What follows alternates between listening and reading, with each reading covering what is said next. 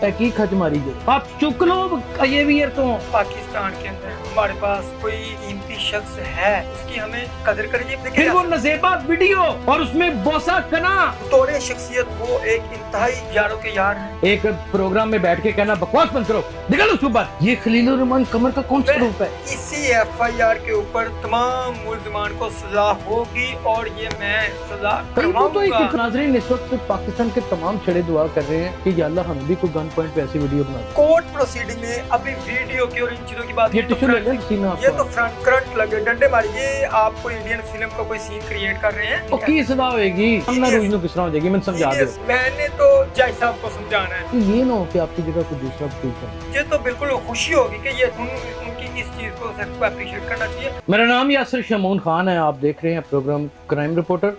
खलीलुर रहमान कमर आजकल क्योंकि एक ऐसा एजेंडा बना हुआ है, वतन अजीज पाकिस्तान का एक बहुत बड़ा शायर अदीब है, इस चीज़ से आप इनकार नहीं कर सकते। धरत की हदें उन्होंने पार कर दी हैं, क्रॉस कर दी हैं। ये उनका ज़ाती फेल तो हो सकता है, लेकिन जब शख्स बाज़बाने ज़दे आम हो जाए और फिर उसके करोड़ों चाहने वाले हों तो सवाल उठते हैं।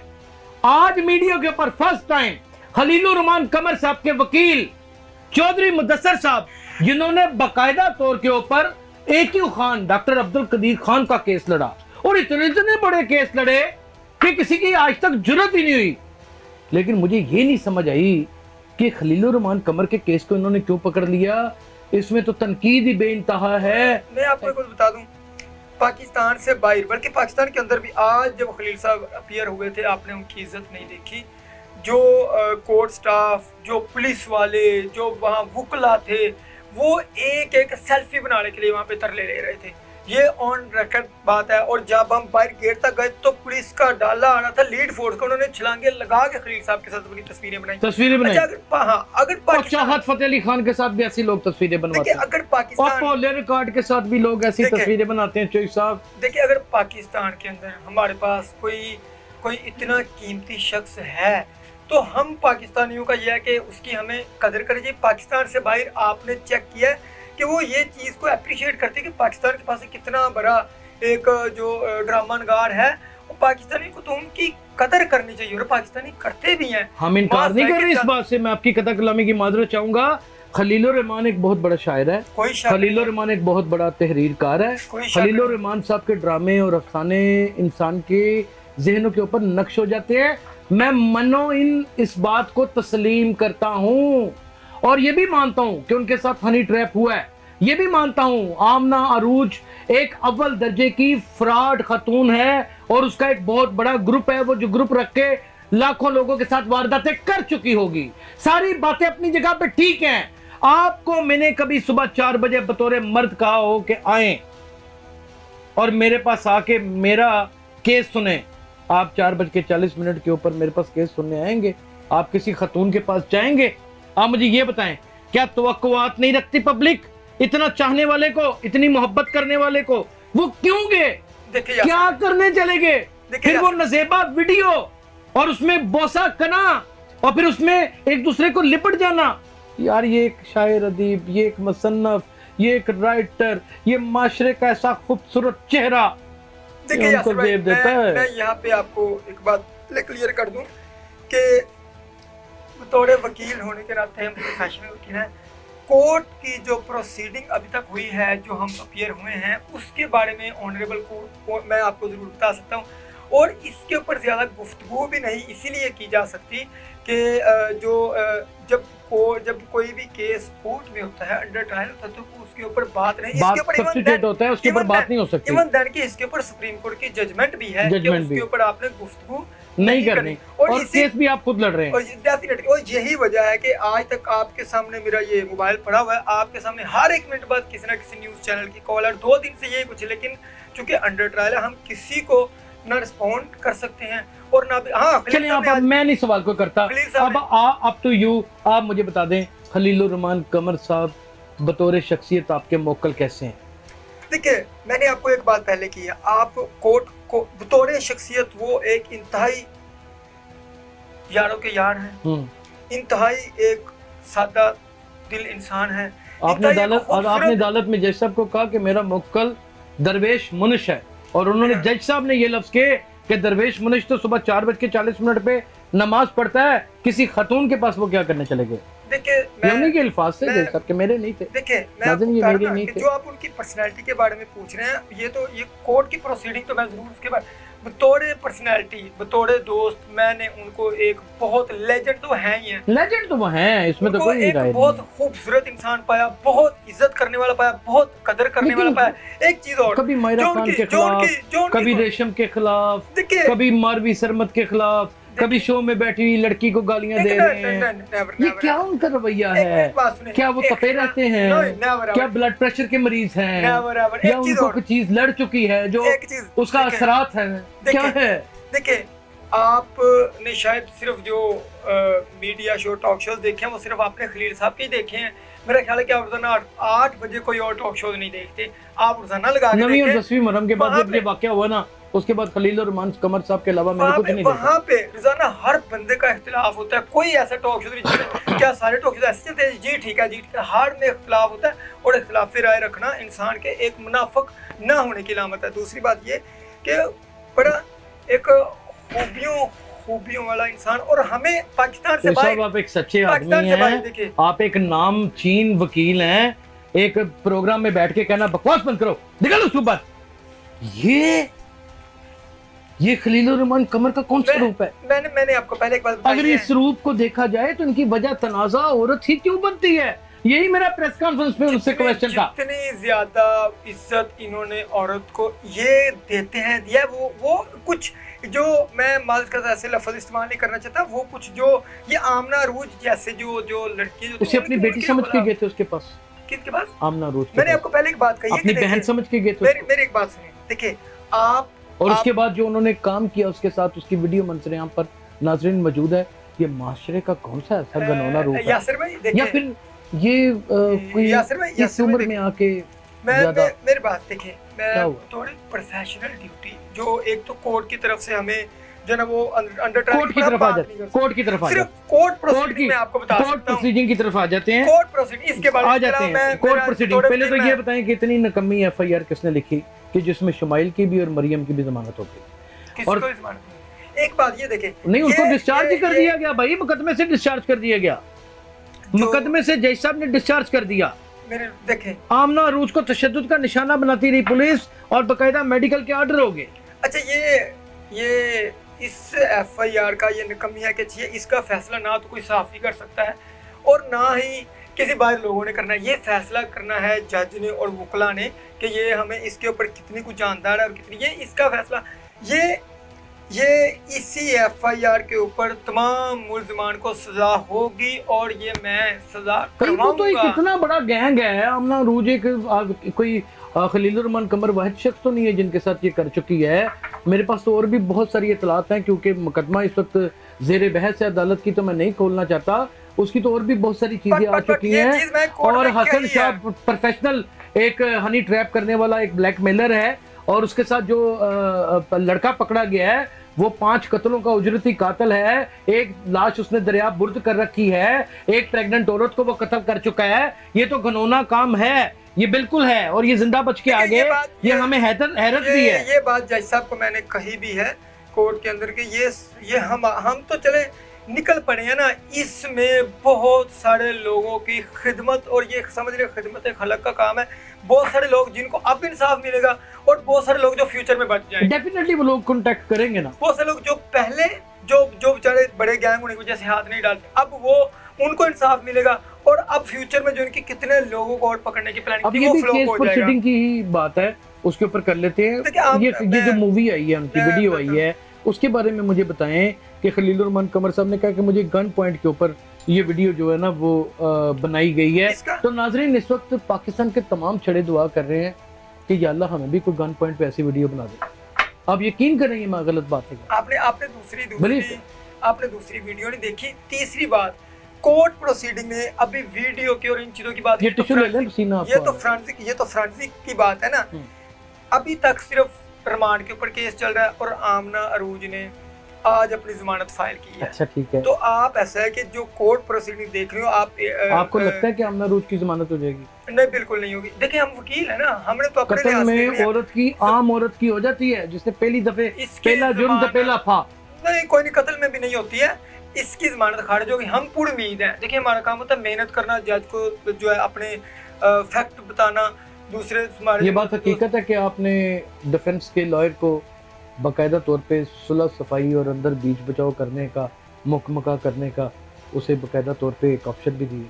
हमने दिया है। बिल्कुल। कभी ऐसे होता है कि मदई जाकर मुल्ज़िमों के तरले करे, क्योंकि मदई का अपना डिफेंस कमजोर है। हम तो इनको सजा देंगे, हमारे पास तो माफी की कोई गुंजाइश नहीं है। पक्की बात है, माफी की कभी कोई गुंजाइश नहीं है। इनको सजा होगी, सजा दिलाएंगे, और इंशाल्लाह हम ही इसको सजा दिलवाएंगे हर मुल्ज़िम को, जिसका जितना जितना रोल है एक्सपेक्टेड है ना।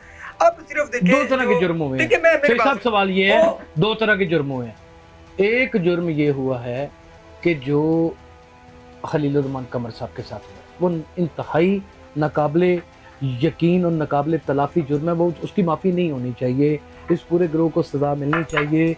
मैं ये बिल्कुल दिल से चाहता हूँ, और इस मामले में मैं खलीलुर रहमान कमर साहब को सपोर्ट भी करता हूँ। एक जुर्म खलीलुर रहमान कमर साहब से हुआ है कि जो माशरे के यकीन को उन्होंने ठेस पहुँचाई है। आप मुझे ये बताएं, इसकी भरपाई कौन करेगा, इसकी सजा कौन देगा इनको? आप असल में ना, आप बात को बस वो ही ना कि आप बात को सिर्फ वो चाह रहे हैं जो आप चाह रहे हैं। आप मेरे दोस्त हों, आप सुबह 4 बजे लड़की के साथ पहुंच जाएं, वहाँ पे कुछ लोग पकड़ के आपकी वीडियो बना लें, और मैं एक बात बताएं कि शर्मिंदगी भी महसूस ना करूं। आप दूसरी वीडियो को नहीं देख रहे। देखा उसने, उनका प्लान था, हनी ट्रैप था, उन्होंने तो फिर वीडियो कैसे बन गई? वो जो बोसा कना वाली थी वो कैसे बन गई? मर जाते कहते मैं जान दे दूंगा, मैं नहीं रहूंगा जिंदा। मुझे जो अल्लाह ने इज्जत तकरीम दी है, जो वकार मेरा बुलंद किया है, इसे मैं ठेस नहीं पहुंचाने दूंगा। ना बनवाते यासर भाई, देखें जो वकील होने के नाते अंडर ट्रायल कोर्ट के ऊपर ज्यादा बात नहीं की जा सकती। दूसरी बात जो 2 रिमांड का जहाँ तक अभी तक केस है, सिर्फ कोर्ट प्रोसीडिंग के हवाले से मैं आपको असिस्ट कर सकता हूँ। बाकी ठीक है, बाकी बातें खलील साहब ने आज भी कहा है कि इंशाल्लाह हम आपसे प्रेस कॉन्फ्रेंस करेंगे और पूरी डिटेल से करेंगे। और वो आपका एक मुकालमा भी हुआ वहाँ पे बड़ा मशहूर, और वो मैं क्योंकि वहाँ पे ATC अदालत में मौजूद था, जज साहब ने कहा कि क्या नाम है, आप मीडिया से टॉक कर सकते हैं, और आप मीडिया से इस बारे में वैसे बात नहीं हुई। जैसे मैं कहता बड़ी अच्छी मीडिया टॉक करते हैं, मैंने कहा सॉरी सर, बड़ी अच्छी प्रेस कॉन्फ्रेंस करते हैं। मैंने कहा सर मैं मीडिया टॉक नहीं करना चाहता। उन्होंने कहा नहीं, कोर्ट को इतराज नहीं है, आप मीडिया टॉक कर सकते हैं, कोर्ट को कोई इतराज। लेकिन मैंने कहा जी सर मैं मीडिया टॉक ना करूंगा, ना करना चाहता हूँ, बल्कि हमने जब तक केस का फैसला नहीं था उस वक्त तक हमने किसी किस्म की कोई मीडिया टॉक नहीं करेंगे, किसी किस्म के नहीं करेंगे। देखिए ताकि केस का फैसला हो जाए, और ये हम सुप्रीम कोर्ट भी वायलेशन ना करें। लेकिन डिफेंस तो कर रहा है वो। देखिए हर बंदे का अपना मिजाज है ना हम किसी के गुलाम है, ना कोई हमारा गुलाम है। हमने तो ऑनरेबल कोर्ट को बे भी करना है। 3 दिन इन लीगल डिटेक्शन में ऑर्गेनाइज क्राइम यूनिट ने बकौल डिफेंस के उनको रखा। आमना अरूज को वो डंडों से, लातों से, लितरों से, छितरों से मारते रहे, उनको करंट लगाते रहे। अदालत में प्रे करता है डिफेंस लॉयर और कहता है कि मुझे इनका मेडिकल चाहिए। मेडिकल मिल गया, अगर सारे जख्म निकल आए, सटा बजिया निकल आई, पल्ले की रह जाएगा। आप कोर्ट में अब जो प्रोसीडिंग होगी, आप कोर्ट में 6 तारीख को जरूर आइएगा, आपको काफी सारी चीजें क्लियर हो जाएंगी। वो जिस तरह खुद चल के आती है, जिस कॉन्फिडेंस का, जिस सुकून के साथ वो आती है, करंट लगे, डंडे मारिए, आप कोई इंडियन फिल्म का कोई सीन क्रिएट कर रहे हैं, तो वो अभी तक चल के कॉन्फिडेंस में तो बहुत है। उनकी टोर से, उनकी चाल से बिल्कुल नहीं लगता कि उनको किसी ने चुटकी भी काटी है। ये बात तो बिल्कुल हकीकत है। मुझे भी जाती तौर पे पता है कि पुलिस दस्तराजी नहीं करती खवातीन के साथ, ये हकीकत है। जहनी तौर के ऊपर जरूर एक प्रेशर करती है, प्रेशर डालती है। और जो DSP इसको हेड कर रहे हैं फैसल शरीफ चौधरी, वो तो बिल्कुल ही इन चीज़ों के खिलाफ हैं, ईमानदार और फरशनास पुलिस ऑफिसर हैं। आप इस केस का फ्यूचर क्या देख रहे हैं? तमाम मुल्ज़िमान को सजा होगी। की सजा होगी, किस तरह हो जाएगी? आमना रूज नो किस तरह हो जाएगी? मैं समझा दो। देखें, मैंने तो जज साहब को समझाना है। उसके बाद ये कि मेरा ख्याल है कि 6 माह आपको भी, अगर ये इतना आसानी से समझा सकते तो 6 माह में ट्रायल कंक्लूड होता, 6 साल में जमानत हो जानी। आप कह सकते हैं मेरा एक अपना मौकूफ है, मेरा एक अपना एक स्टाइल है, हमारा नहीं होगी जमानत खारिज हो जाएगी। और इसकी भी यहाँ पे भी एक और बात बता दूं, कोर्ट में हम कभी किसी भी सूरत में इस तरह की जो अपनी राय है वो दे ही नहीं सकते, वो नहीं, ये कानून मना करता है। सुप्रीम कोर्ट एविडेंस है ऐसा, यो रिमांड में उसके साथ 50,000 रुपये रिकवर हुआ है, मोबाइल रिकवर हुआ है, काफी चीजें जो रिकवरी की, जो चीजें जब रिकवर हो रहा है मतलब कि आपने कई मुकदमों में मुझे अपना वर्जन दिया है और आपने ये कहा है कि जो पुलिस की डायरेक्शन के अंदर रहते हुए मुल्जमान से बयान लिया जाता है या जो रिकवरी ली जाती है, अदालत उस पर यकीन ही नहीं करती। जो बयान लिया जाता है उसकी अहमियत नहीं होती, लेकिन रिकवरी जो होती है, रिकवरी बहुत इंपॉर्टेंट होती है, रिकवरी बहुत इंपॉर्टेंट होती है। तो ये है कि अब ये इसके हम पहले वक्त से पहले इसके ऊपर अपनी प्रेडिक्शन दे देंगे तो ऑनरेबल कोर्ट शायद अब इस बात से गुस्से हो जाए कि आप ऐसा कर फिर फैसला भी आप खुद ही लिख दें। तो मेरा ख्याल है इसके ऊपर अंडर ट्रायल इसके ऊपर इतना कोई हमें ज़्यादा गुफ्तगू नहीं करनी चाहिए। हाँ, जमानत होगी उसके बाद हम इंशाल्लाह, बल्कि खलील साहब ने आज वहाँ पे जर्नलिस्ट थे उनको कहा, उनका सबसे बड़ा आपका प्रोटेक्टर मैं हूँ और ये थोड़ा अर्सा ठहर जाए हम खुद प्रेस कॉन्फ्रेंस करेंगे। उन्होंने सबसे पहले प्रेस कॉन्फ्रेंस भी की DIG साहब के साथ, उसमें आप ही क्वेश्चन करने वाले सबके साथ की, फिर आएंगे सबका जवाब देंगे। अभी देखिए जब हम इदारे या जब हम ऑनरेबल कोर्ट की हम इज्जत करते हैं, जब उन्होंने भी जज साहब ने कहा कि मैंने जज साहब से भी ये चीज़ कमिटमेंट हो गई है कि हम प्रेस कॉन्फ्रेंस नहीं करेंगे, मीडिया से हमने बात नहीं करनी है, उन्होंने कहा अदालत को इतराज़ नहीं है, लेकिन मैंने जब कमिटमेंट करी थी सर लेकिन हमने नहीं करनी है, तो फिर ये इस तरह जो है ना वक्त से पहले टाउट करना, ये चीज़ें करना, ये मुनासिब नहीं है, ये कॉन्टेम्प्ट ऑफ कोर्ट। आखिरी एक सवाल करना चाहूँगा, लेकिन कोर्ट से रेलेवेंट, कोर्ट प्रोसीडिंग से रेलेवेंट, चलो ये थोड़ा सा कोर्ट से हटके भी हो सकता है, ऐसा नहीं कि हमारे ऊपर कोई फतवा जारी हो गया। नाज़रीन, खलील रहमान कमर साहब की डायरेक्शन, खलील रहमान कमर साहब की ड्रामे की लिखावट, राइटिंग, ये जब जिसको चाहते हैं ज़मीन से आसमान पे बैठा देते हैं और ये हुआ है, और जब जिसको चाहते हैं आसमान से ज़मीन पर ले आते हैं, ये भी हुआ है। कोई इनके हुक्म के बगैर किसी ड्रामे में कास्ट नहीं होता। ये मैनिपुलेशन पाकिस्तान में आई से नहीं, बड़े अरसे से है। ये ना हो कि आपकी जगह कोई दूसरा वकील करे। हर क्लाइंट को ये हक हासिल है, उसके अलावा ये हक भी हासिल है कि वो बगैर किसी वकील के अपना केस खुद भी प्रोसीड कर सकते हैं। आपको तो कोई गुस्सा नहीं होगा इस पर? मेरे अच्छे दोस्त हैं हम, मुझे गुस्सा, मुझे तो बिल्कुल खुशी होगी कि ये अच्छी बात है अगर इंसाफ में अगर कोई बंदा ये समझता है कि ये ज़्यादा अच्छे तरीके से इंसाफ दिलवा सकते हो, तो मुझे तो उनकी इस चीज़ को सख्त को अप्रिशिएट करना चाहिए। बतौर लॉयर इनका मुकदमा देखने के बाद आपको लगता है कि ये हक बजानब है? बिल्कुल ये हक बजानब है। नाज़रीन, इसमें कोई दूसरी राय नहीं है क्योंकि केस को मैंने खुद भी पढ़ा है। मिसल मुकदमात कहीं ना कहीं से हमारी नज़र से भी गुजर जाती हैं क्योंकि हम रिपोर्टर हैं। एविडेंस बहुत मजबूत है और आमना अरूज एक वाकई ही बहुत बड़े ग्रोह की सरगना बन के उभरी हैं और एहसन शाह, उसके ऊपर बहुत सारे मुताबिक पर्चे भी निकले हैं। चले मैं आपको ये भी बता दूं कि उसके ऊपर एक पुलिस मुकाबले का भी पर्चा निकला है। ये बात अभी किसी को नहीं पता।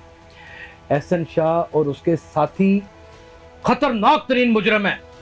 खलील रहमान कमर जो वतन अजीज पाकिस्तान की एक लाज है, वो जिंदा कैसे बच के आ गया है, ये एक हैरानी की बात है। लेकिन एक सीख है जो मिलती है, वो ये मिलती है कि आप अपनी जिनसी ज़रूरतों को पूरा करने के लिए जो हर इंसान कहीं ना कहीं लुक छुप के करता है, किसी की चौखट पे ना जाएं, एंजवी हो जंदा के। अपना बहुत ख्याल रखिएगा। अल्लाह हाफ़िज़।